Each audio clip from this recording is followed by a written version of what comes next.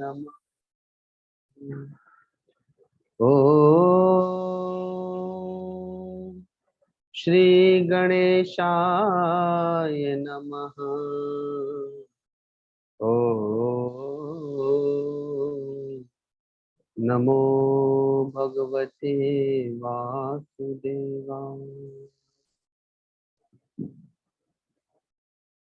गुरुर्ब्रह्मा गुरुर्विष्णु गुरुर्देवो महेश्वर,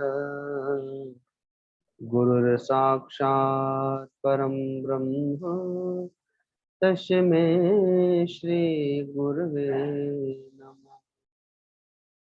अखंडमंडलाकारं व्याप्तं येन चराचरं तत्पदं दर्शितं येन तस्मै श्री गुरवे नमः। ध्यानमूलं गुरुर्मूर्ति पूजामूलं गुरुर्पदं मंत्रमूलं गुरुर्वाक्यं मोक्षमूलं गुरुकृपा। मोक्षमूलं गुरुकृपा। छोटा सा संकीर्तन करेंगे।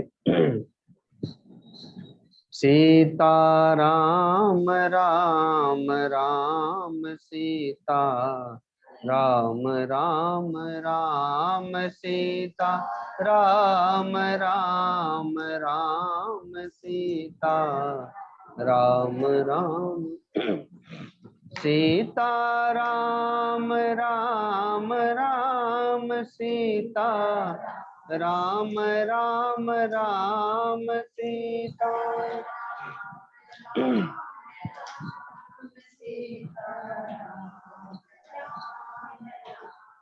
सीता राम राम राम सीता राम राम राम सीता राम राम राम सीता राम राम।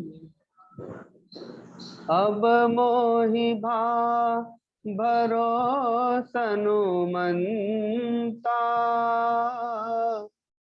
बिन हरि कृपा मिलहि नहीं संता।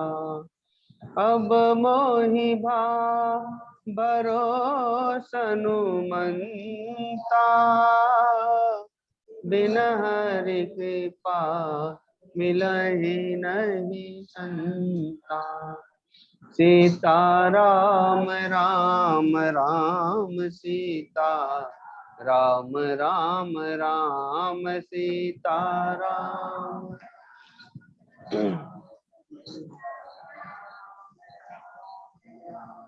सीता राम राम राम सीता राम राम राम सीता।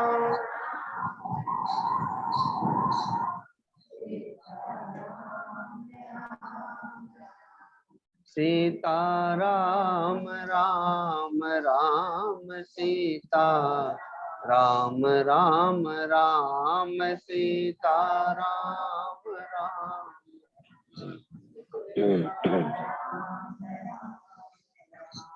सिय राम मय सब जग जानी, करौ प्रणाम जोरी जुग पानी। सिय राम मय सब जग जानी, करौ प्रणाम जोरी जुग पानी। सीता राम राम राम सीता राम राम राम सीता राम।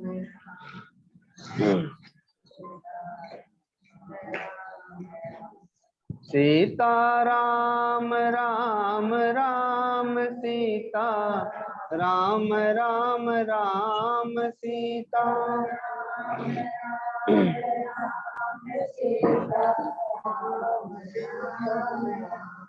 सीता राम राम राम सीता राम राम राम सीता राम राम राम सीता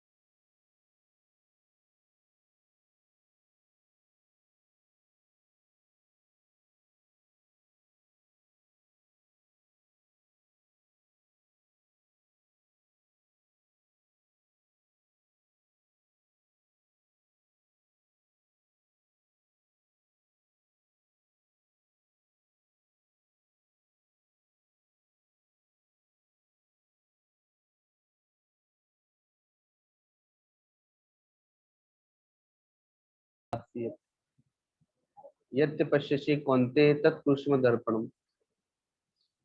कहते हैं कि अर्जुन तुम जो खाते हो वो मुझे समर्पित कर दो, जो कर्म करते हो वो मुझे समर्पित कर दो, जो यज्ञ करते हो, जो तप करते हो, जो दान देते हो, वो सब मुझे समर्पित करते चलो। यदि तुम ऐसा करते हो तो फिर तुम शुभ और अशुभ दोनों से मुक्त हो जाओगे। जो खाते हो सो मुझे समर्पित कर दो।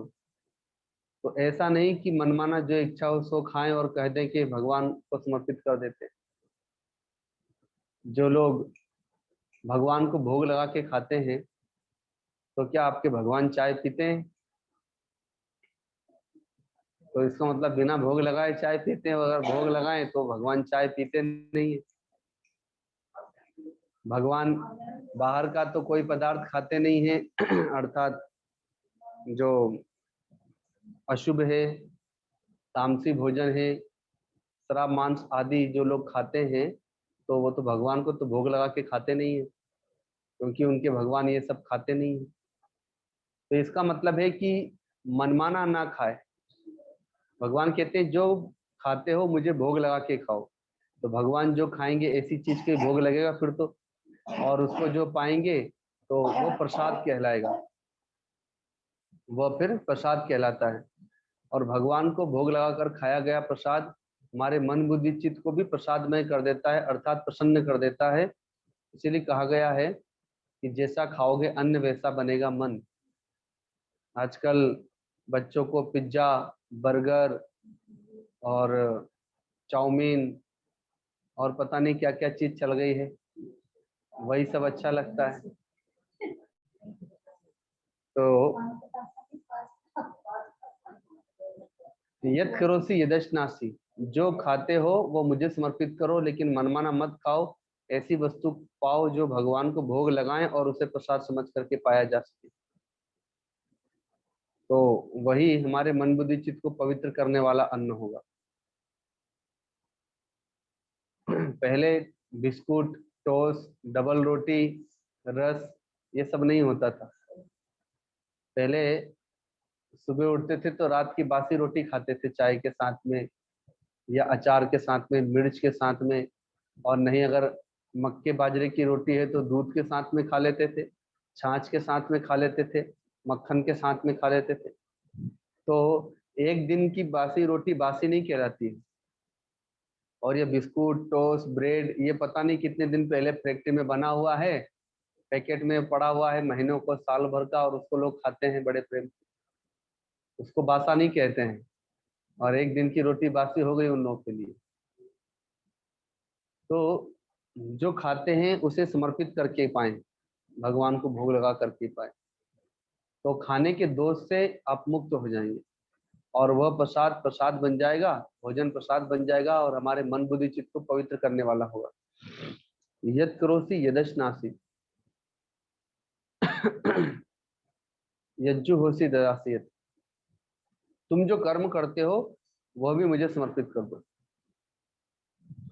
तो कौन सा कर्म? तो माताओं का कर्म है झाड़ू पोछा, बर्तन लगाना, करना, साफ करना, रसोई बनाना, बाल बच्चों का पालन पोषण करना, ये माताओं का कर्म है। इस कर्म को वो समर्पित कर दे करके। पुरुषों का कर्म है किसानी का कर्म, खेती का कर्म, व्यापार का कर्म, और या नौकरी आदि करते हैं, तो वो उस कर्म को करके भगवान को समर्पित कर दे। जो ड्राइवर भी होता है, बस चलाने वाले, ट्रक चलाने वाले, तो देखा होगा कि वो पहले गाड़ी में बैठते हैं और भगवान को, उनकी छोटी सी तस्वीर लगी होती है, उनको वो धूप दीप दिखाते हैं, उसके बाद गाड़ी चलाते हैं प्रणाम करके। वैसे ही माताओं को भी रसोई में प्रवेश करके पहले भगवान को प्रणाम करना चाहिए और प्रार्थना करना चाहिए कि हे प्रभु, हम जो प्रसाद बना रहे हैं वो आपके भोग के लिए बना रहे हैं, और ये सुंदर प्रसाद बने और इससे सब लोगों को संतुष्टि हो, सबके मन बुद्धि चित्त को पवित्र करने वाला हो। तो वह उसके लिए कर्म साधना बन जाएगा, सेवा बन जाएगा। तो जो कर्म करते हो मुझे समर्पित कर दो। तो जो कर्म करने का तात्पर्य नहीं कि जो भी मन में आया सो मनमाना कर्म कर दिया और बाद में भगवान को समर्पित कर दिया। जैसे आजकल कर्मचारी, अधिकारी, पुलिस वर्ग देखने में आता है कि बहुत से ईमानदार भी हैं, लेकिन बहुत कुछ देखने में आता है कि वो लोग चोरी आदि भी करते हैं। अर्थात आप कर्मचारी के पास जाएंगे कि भाई ये फाइल आगे लेकर के ऑफिसर के पास जाना है, तो आपको रिश्वत देना पड़ेगा, तब जाके वो फाइल आगे बढ़ाएगा। और ऐसे ही छोटी छोटी बातों पर कुछ भी हुई तो पुलिस वाला तुरंत आपसे रिश्वत लेता है, पैसा लेता है। तो ऐसा मनमाना कर्म, ऐसा चोरीमय कर्म आप भगवान को समर्पित नहीं कर सकते, ना भगवान उसको स्वीकार करेंगे। या तो आप इसको समर्पित करके प्रतिज्ञा कर ले कि अब ऐसा नहीं करूंगा। अब ऐसा थोड़ी कि सास बहू में झगड़ा हुआ और जाके भगवान को समर्पित कर दे कि आज हमने जो झगड़ा किया है मैं आपको समर्पित करती हूँ। तो ऐसा नहीं, अगर समर्पित करना हो तो कहना पड़ेगा कि आज तक हमारे जो भी झगड़े हुए हैं समर्पित करती हूँ, आगे झगड़ा नहीं करूंगी। तो जो कर्म करते हो समर्पित करो, लेकिन मनमाना कर्म नहीं। जो अपना कर्तव्य कर्म है उसे करो और उसे समर्पित कर दो। जैसे अर्जुन को भगवान कहते हैं कि ये युद्ध करो, मेरी आज्ञा है, और इस युद्ध को करके रोज रोज मुझे समर्पित करते जाओ। आज दिन भर में जो भी युद्ध हुआ उसे समर्पित करो, तो युद्ध के दोष से मुक्त हो जाओगे, कर्म के दोष से मुक्त हो जाओगे। आप लोगों को पता है, जाने अनजाने आप जो कर्म करते हैं उसमें दोष भी होता है। क्या दोष होता है? आप जो झाड़ू लगाते हो उसमें बहुत सारे चींटियां, कीड़े मकोड़े मरते हैं कि नहीं मरते? तो दोष हुआ कि नहीं हुआ? कुएं से जल भरो, चापाकल से जल भरो, तो जल में भी जीव जंतु होते हैं, वो भी मारे जाते हैं। आप लकड़ी जलाते हैं, चूल्हा जलाते हैं, तो उसमें भी बहुत सारे कीड़े आदि मारे जाते हैं। किसान जो खेती करता है तो खेत में वो पहले खाद डालता है, तो बहुत सारे कीट मारे जाते हैं। और गोडाउन में भी जो भर करके रख दिया जाता है, तो वहां भी दवाई भर के रख देता है कि इसमें कीड़े ना पड़ जाए, तो बहुत से कीड़े मर जाते हैं। तो जाने अनजाने हमसे बहुत सारे ऐसे कर्म होते रहते हैं।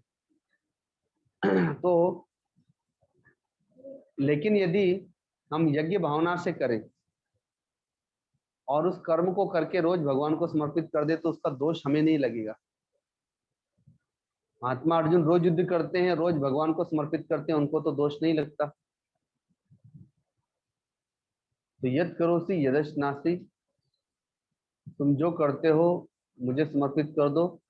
अर्थात जो सत्कर्म करते हो, जो जो कर्तव्य कर्म करते हो, रोज रोज मुझे समर्पित करो, और जो खाते हो वो मुझे समर्पित करो।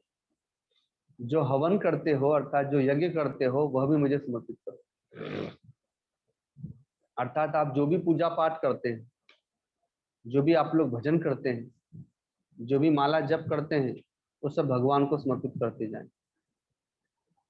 तो कब कहाँ पर आपको आवश्यकता होगी, तो भगवान उसी पूजा से आपकी रक्षा कर लेगा। जैसे माँ द्रौपदी ने भगवान की अंगुली में वस्त्र बांधा था, शिशुपाल का वध किया भगवान ने तो रक्त निकला, तो माँ द्रौपदी ने उनकी अंगुली बांध दी साड़ी से, साड़ी फाड़कर। तो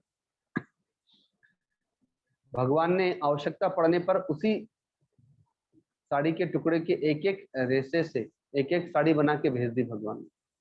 अब नहीं दिया होता तो भगवान कैसे रक्षा करते। ऐसे ही भगवती सीता भी जब भगवान श्री राम को पहली बार दर्शन करती हैं राजा जनक की पुष्प वाटिका में, तो उनके मन में प्रेरणा होती है कि वर्ण करूंगी तो इन्हीं को करूंगी, अर्थात यही मेरे पति हो, ऐसा संकल्प ले लेती हैं और पुनः माँ सती को मनाने के लिए जाती है, भवानी को मनाने के लिए पुनः मंदिर में जाती, जबकि पूजा करके आ चुकी थी। और वहां जाके कहती हैं कि मैंने आज तक जो भी आपकी पूजा की हो, पाठ किया हो, पत्र पुष्प चढ़ाया हो, आरती चढ़ाई, आरती की हो, तो उसका मैं यही फल मांगती हूँ कि ये मुझे राम जी मुझे पति के रूप में प्राप्त हो जाए। तो उन्होंने जो जीवन भर पूजा की अब तक, वो सारी पूजा वो वहीं समर्पित करती जाती थी, समर्पित करती जाती थी, एक दिन उसका फल मांग लिया। तो वैसे ही हम जो भी जप करें, पूजा पाठ करें, भगवान कहते हैं वो सब भी समर्पित करते जाओ। एक ऋषि तपस्या कर रहे थे, कठोर तप कर रहे थे, तो कठोर तपस्या करते करते एक दिन भगवान प्रकट हो गए कुछ वर्षों के पश्चात। तो भगवान ने कहा कि मांगो, क्या वर मांगते हो, मैं तुम्हारी तपस्या से प्रसन्न हूँ। तो ऋषि ने कहा कि अब तो मुझे आवश्यकता ही नहीं कुछ मांगने की, क्योंकि अब तो सब रिद्धि सिद्धि आ गई मेरे पास। जब मुझे आवश्यकता थी तब तो आप आए नहीं देने के लिए, और अब तो मैं ही शाप और वरदान दे सकता हूँ, इसलिए अब आप ही मांगिए मुझसे, मैं आपको क्या दे दूं। भगवान ने कहा कि ये तो पहली बार मुझे कोई देने वाला मिला है, आज तक तो जो भी आता वो मुझसे मांगते ही है, तो देने वाला तो पहली बार मिला है। तो अच्छा ठीक है, ऐसा है तो मैं मांग लेता हूँ। क्या मांग लेते हैं? तो कहा कि आप ये जो जिस धरती पे आप बैठ के तपस्या किए, धरती तो मेरी है, तो इसके बदले आप अपना इसका किराया दे दें। हाँ, शांति शांति, बात नहीं। तो धरती पर जो आप इतने दिन रह करके तपस्या किए हैं, तो इसके बदले आप किराया मुझे दे दे इसका। आपने मेरा जल पिया है, जल पी के तपस्या की है, स्नान किया है जल से, तो जल जल का मूल्य चुका दें आप। आपने जो भोजन बनाया तो अग्नि में ही बनाया, तो उसका आप ऋण मुझे, इसका ऋण चुका दें। ये जो वायु है, ये वायु में नहीं बनाई है, जो आप सांस लेते हैं ना, तो चलिए इसका किराया दे दीजिए। इस सूर्य के प्रकाश में और ताप में ही आपने तपस्या की है, तो इसका भी आप मूल्य चुका दीजिए। तो जब भगवान ने कहा तो ऋषि की आंखें खुल गई, चरणों में गिर गए कि मुझे तपस्या का अहंकार हो गया था, मेरे अपराध को क्षमा करें, मैं इतनी तपस्या को आपके चरणों में समर्पित करता हूँ। तो हमें भजन का भी अभिमान ना हो जाए। तो इसलिए भगवान कहते हैं कि जो यज्ञ करते हो, तप करते हो, जो पूजा पाठ करते हो, जो सत्कर्म करते हो, वह भी मुझे समर्पित कर दो। जो दान देते हो वह भी मुझे समर्पित कर दो, क्योंकि दान का भी अहम होता है। या तो शांति से बैठो, नहीं तो दोनों बाहर जाओगे, जाओ बाद में आना। तुम लोग शांति से सत्संग चला ना, जाओ बाहर जाओ, जाओ बाद में आना, उठो।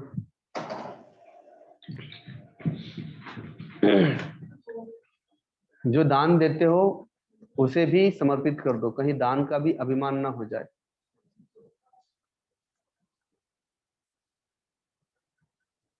कोई तन का दान करता है, अर्थात तन से सेवा करता है। कोई मन का दान करता है, अर्थात मन से भजन करता है। कोई धन का दान करता है। तो भगवान कहते हैं कि जो जैसा भी करे, चाहे 1% करे, 10% करे, जो जितना भी दान करे, तो उस दान को भी समर्पित कर दे। अर्थात जो भी सत्कर्म किया, हरि समर्पे बिनु सत्कर्मा। मानस में आया है कि कोई भी सत्कर्म करके भगवान को अगर समर्पित नहीं कर रहा है, तो वो सत्कर्म हमें केवल पुण्य देगा, बस भगवान ला करके नहीं देगा। तपस्या तो अश्वत्थामा ने भी की थी, लेकिन उसकी तपस्या भगवान को प्राप्त कराने वाली नहीं। दानवीर तो कर्ण भी था, लेकिन भगवान की प्रसन्नता को प्राप्त नहीं कर पाया।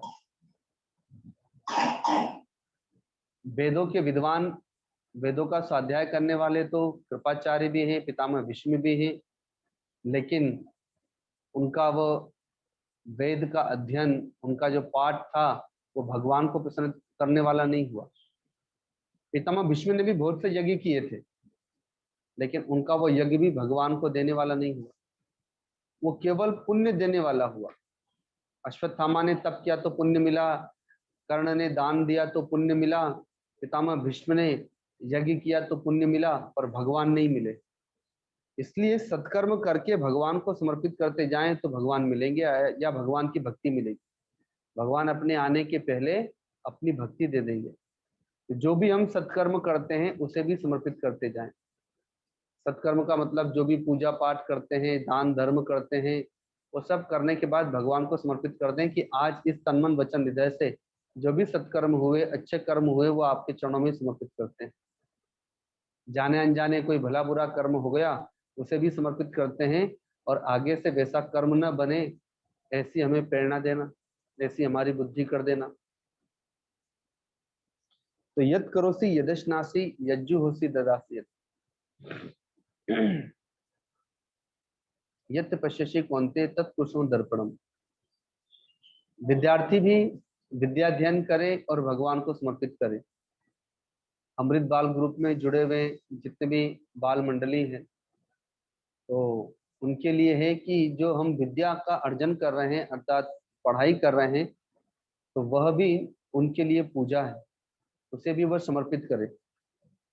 विद्याध्ययन के पहले गणेश जी से, माँ सरस्वती से प्रार्थना करें कि हमारी बुद्धि विद्या को धारण करने के योग्य हो, सूक्ष्म हो, तीक्ष्ण हो। जो हमारी मंद बुद्धि है, वो बुद्धि की मंदता दूर हो जाए। वाणी की अधिष्ठात्री देवी माँ सरस्वती है, तो जो वाणी से कटु वचन बोलता है, झूठ बोलता है, अपशब्द बोलता है, तो वो जाने अनजाने माँ सरस्वती का अपमान कर रहा है। जो वाणी से किसी की निंदा करता है, चुगली करता है, तो वह वाणी के द्वारा माँ सरस्वती की निंदा कर रहा है, क्योंकि इस वाणी में माँ सरस्वती बसती है। जो बुद्धि का दुरुपयोग करता है, वो गणेश जी का अपमान करता है, क्योंकि हमारी बुद्धि में गणेश जी का वास है। तो इसलिए बुद्धि का सदुपयोग करें, वाणी का सदुपयोग करें, सत्य मधुर और प्रिय वचन कहें, भगवत चर्चा करें, भगवान नाम संकीर्तन करें, भजन करें, तो ये वाणी का सदुपयोग होगा।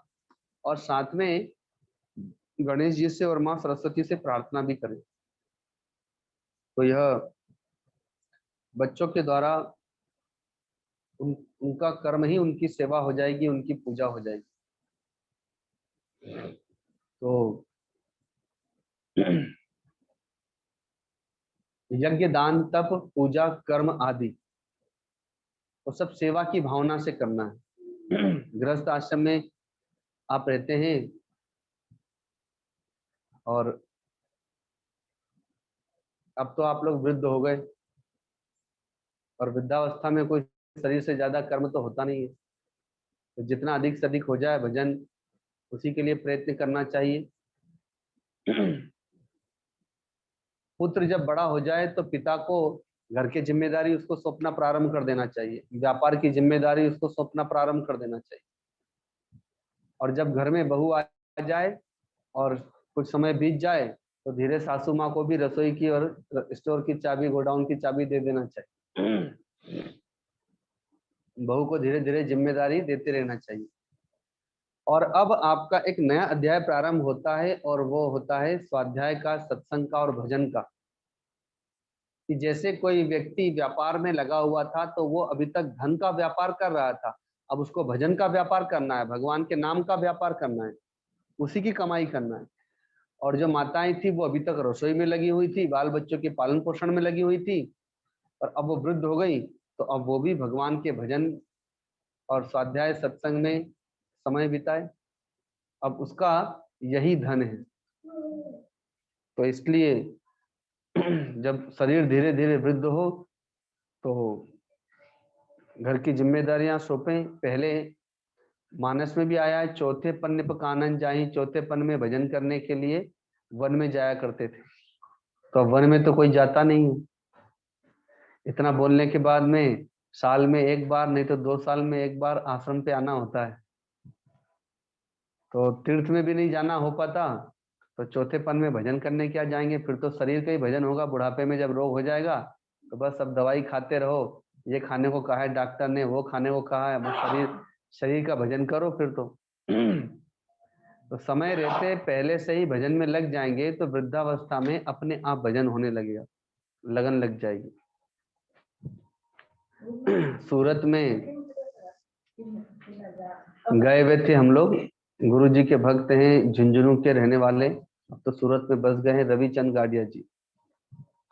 तो उनकी माँ है, गिन्नी बुआ जी की जो भाभी लगती है। तो पहली बार जब मैं गया वहां पर, तो उन्हें कुछ वर्षों से शरीर में रोग हो गया है, वृद्धावस्था है, काफी उम्र हो चुकी है, तो वो बिस्तर पर ही रहती है। तो जैसे ही मैं वहां गया सूरत में, तो उन्होंने रूम से अपने झांक करके देख लिया कि मैं आ रहा हूँ। तो वैसे ही वो लेटे लेटे ही ताली बजा करके बहुत सुंदर भजन गाने लगी, और प्रसन्नता से चित्त भर गया, और बड़े भाव के साथ में उन्होंने 2-3 भजन सुनाए। मैं वहीं बैठ करके भजन सुना उनकी। तो उसमें मुझे लगता था कि देखो, इतनी वृद्धावस्था में भी शरीर बिस्तर पर है लेकिन मन बिस्तर पे नहीं है। मन तो भगवान में लगा हुआ है। सामने में गुरु जी की तस्वीर लगी है, बस उनको देख के मुस्कुराती रहती है, उन्हीं से बात करती रहती है। तो मन में रोग नहीं आया है, रोग केवल तन में ही आया।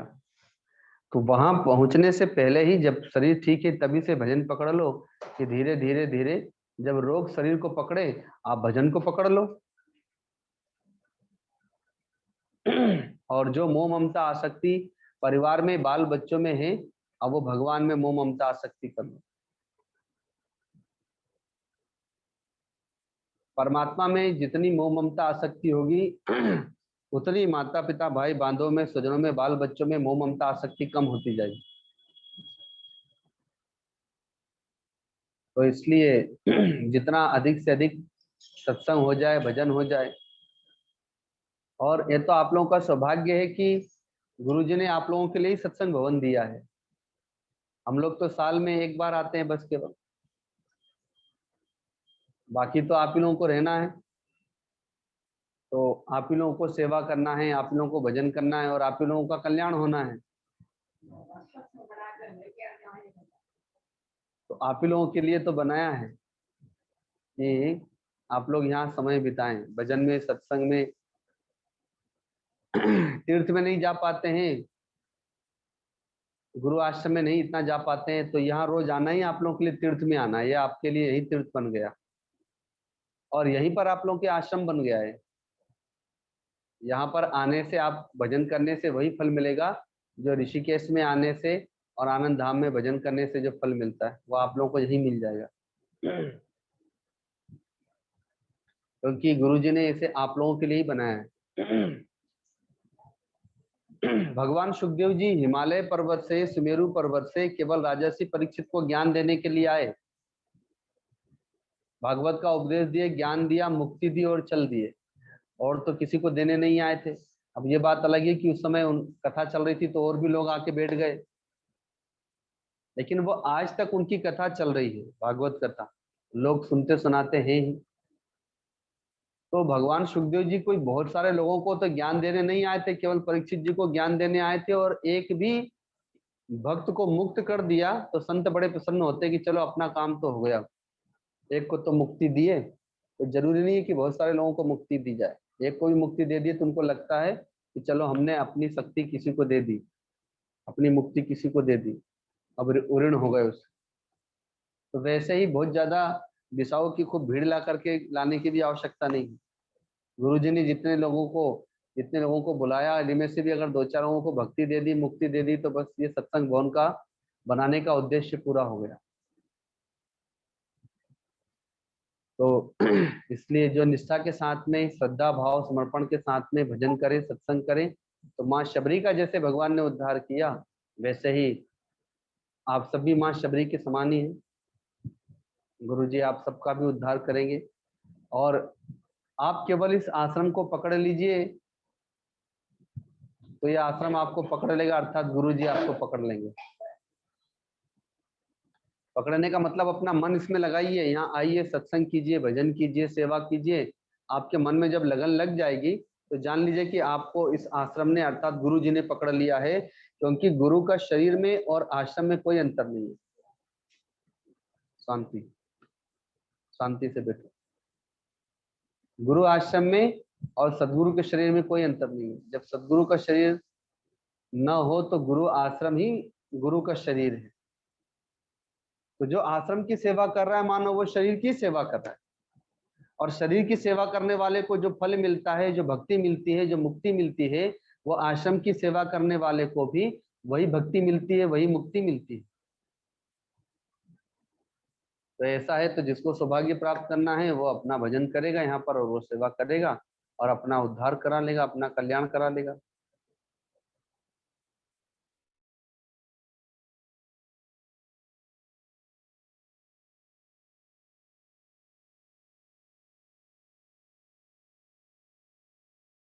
हम तो वृद्ध हो गए, हमारे बाद इसका क्या होगा, कौन देखेगा, कौन करेगा।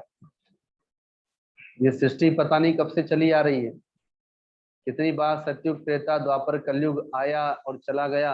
आगे भी ना जाने कितने युग आएंगे और चले जाएंगे, लेकिन चलाने वाले तो भगवान ही हैं, चला ही रहे हैं। दुनिया सोचती है, लोग सोचते हैं हम रहेंगे तो चल रहा है, हम नहीं रहेंगे तो हमारे बाद क्या होगा, किसका, बच्चों का, परिवार का। और ये सब चल ही रहा है सबका। दुनिया तो चली रही है, ये पृथ्वी कब से चली आ रही है, आज तक चली रही जो की। तो वैसे ही ये गुरु जी का स्थान है, वो अपने आप इसे चला लेंगे, किसी न किसी को निमित्त बनाते रहेंगे, सेवा लेते रहेंगे और इसे चलाते रहेंगे, और उस भक्त का जिसको निमित्त बनाएंगे उसका उद्धार, उसका कल्याण करते रहेंगे। तो इसलिए अब यहीं पर वाणी को विराम देते हैं। बोलिए सदगुरुदेव भगवान की, परम गुरुदेव महाराज की, सत्य सनातन धर्म की, गौ माता की, गंगा मैया की, सब संतों की, सब भक्तों की। नमः पार्वती पते हर हर महादेव।